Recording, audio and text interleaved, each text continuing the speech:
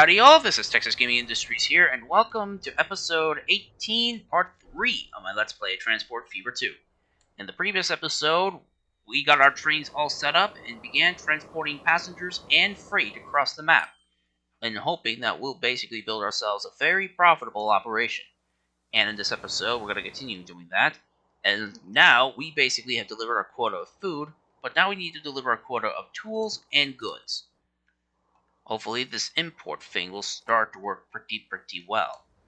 I believe the import thing is basically delivering the goods to their respective destinations, I believe. Which the trucks are currently doing right now. Once these goods are delivered to their respective designated area, I'm pretty sure we'll start seeing this number go up. Yep. This not only will help with the delivered goods, but it will also basically help with the import option as well. Plus our trucks are being filled up with construction material, and all the industries are currently at full production. This is working really great. Let's see. Alright.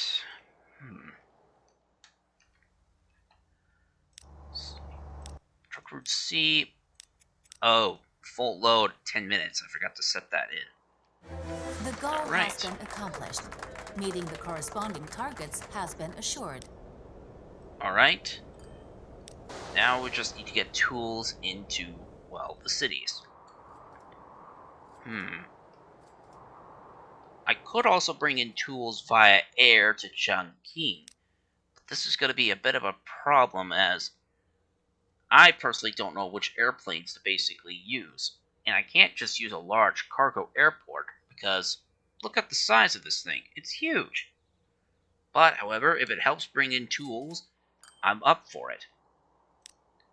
Okay, let's see if we can basically get rid of some of this and try placing down an airport right here.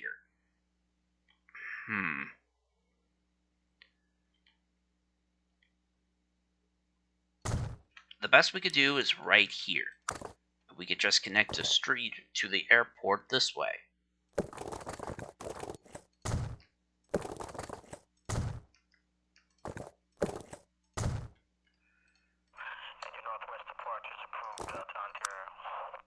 Okay.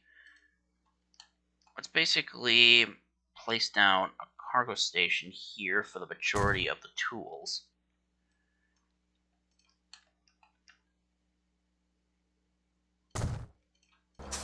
And let's expand this a little bit.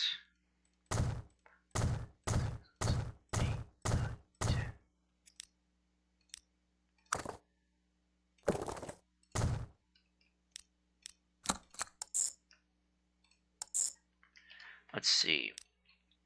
We'll call this truck route E. Paint this green. Full load of 10 minutes.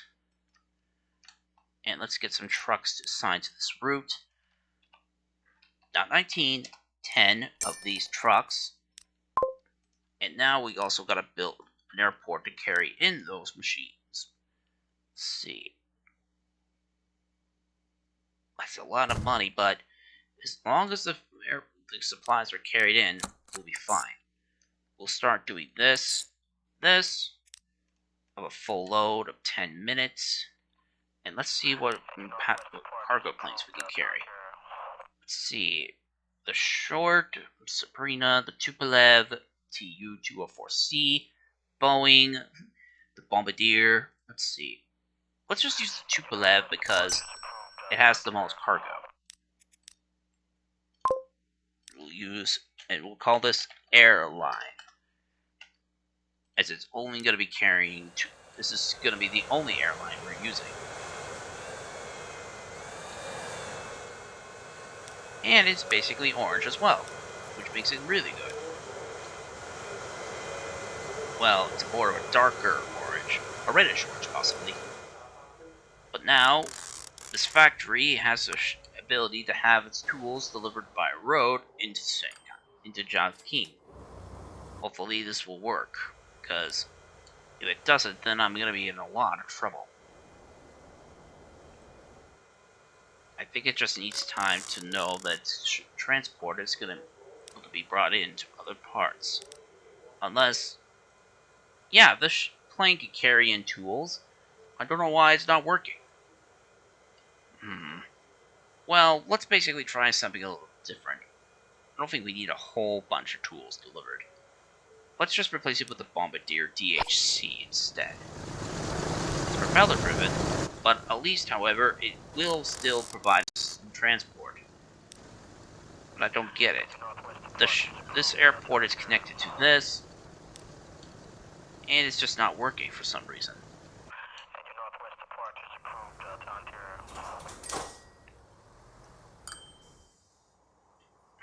Hmm. Maybe if I just turn it around or something. I don't know. Let's just give it a try and see what happens. But however, my trucks are currently delivering as many tools as they can into town. There's plenty of trucks already loaded to the brim with tools. And the production of this is starting to be loaded into, well, my ship. But not a chance with passengers, though. Well, not passengers, but my airplane.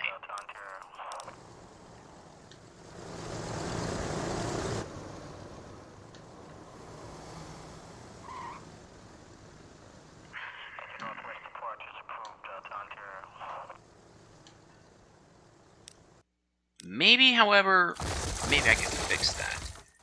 First of all, let's sell this plane off. Okay, let's see. Okay, get rid of the vehicles on truck route E. Delete this. And delete this as well.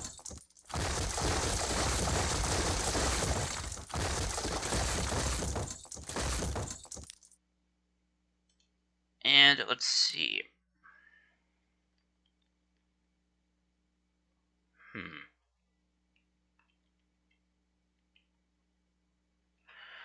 See if I'm able to basically cram this in nice and gently without interfering with the track. I think this could basically work. Let's get rid of this, and then let's just try this again. This time, now with a direct connection to a multiple of industries. Let's try the short C-23 first and see what happens. Because I want to at least be able to transport almost every commodity to town as much as I can. Speaking of which, let's basically rename our company for old time's sake. We'll call this Shanghai Transport Company.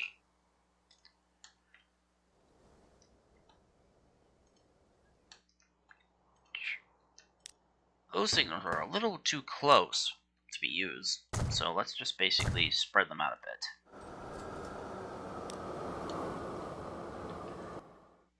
Let's have a look at our results. Okay, Express E is not doing so well, but Bus Route D is actually doing pretty darn good, and so is Local Train D, as it nearly has a full load.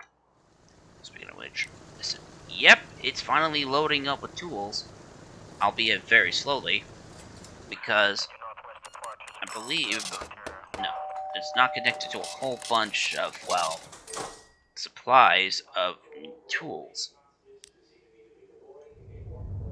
Now, if I had remembered that there would be a track there, I should have basically figured out on where to put the airport. Alright, let's just turn the ship around, and I'll see you all in just a quick moment, as I'm going to make a quick cut to after the trucks arrive with the loads of tools for Shanghai. And we're back, as our last loads of tools are slowly arriving into its destination. Though we might have the ability to work on this particular construction project right here.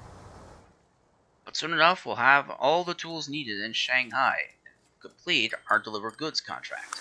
Well done. Growth has been channeled in the desired directions. Now it's necessary to plan further urban development.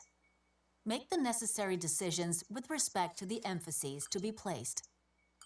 Two options exist with respect to further urban development. Focus on the needs of the residential population or focus on the needs of industry and commerce. Let's see. Well, some of the cities are growing, albeit rather slowly. Let's just focus on residents. Well done. Urban development is now on the desired path. Now it's necessary to meet the corresponding targets. They conform to the previously made decisions. The stipulated targets call for suitable growth in the corresponding categories. Control. Measures involving transportation technology enable inhabitants' movement patterns to be captured and recorded. The option exists to monitor the urban population. Okay. Monitoring inhabitants on public means of transit calls for a long period of lingering at the stops. Create a crowded station value of 80%. A new landmark is necessary for Shanghai. The option exists to build the structure. Why not? Building the structure calls for manpower.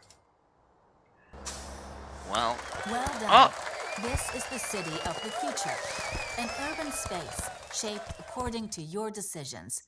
Up to now, the greatest achievement in the entire history of transportation.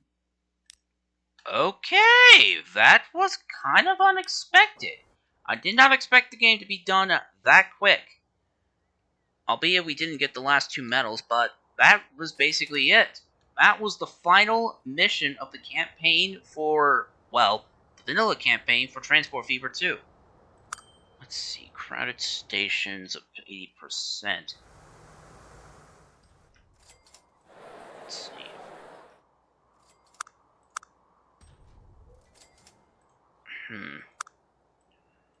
I don't know what it means, but other than that, though, I'm glad that we were able to basically get something like this done. Let's have a look at our charts. We haven't made enough money to cover our expenditures, but we'll eventually get there someday. And thankfully, since we have no debt, we won't have to worry about paying extra money. But yeah, that's basically it for the complete campaign. Well, for the vanilla campaign, again, for Transport Fever 2. So let's head back to the main menu, and maybe we'll find out what else we can do.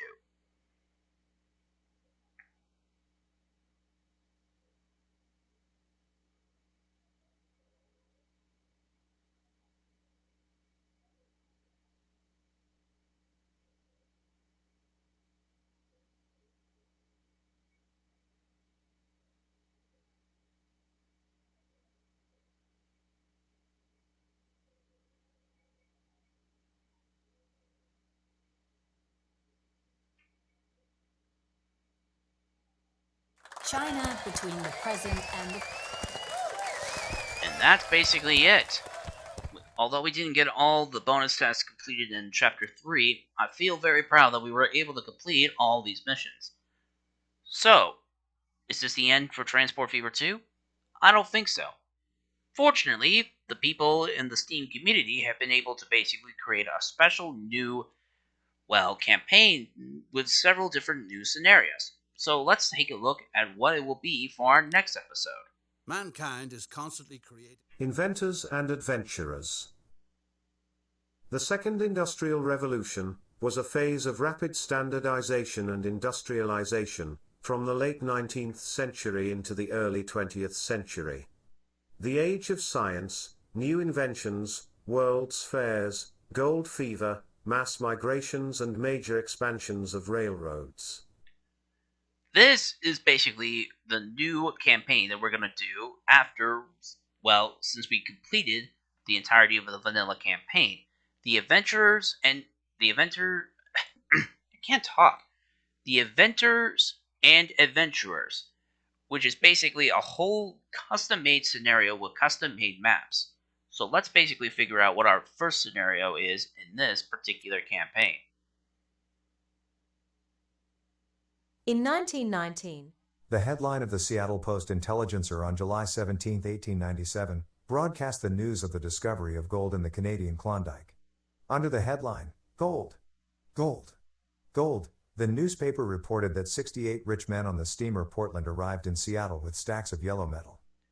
So our next mission in this particular new campaign is heading up to Alaska to work to basically strike rich on the Klondike Gold Rush, which will be in the next episode.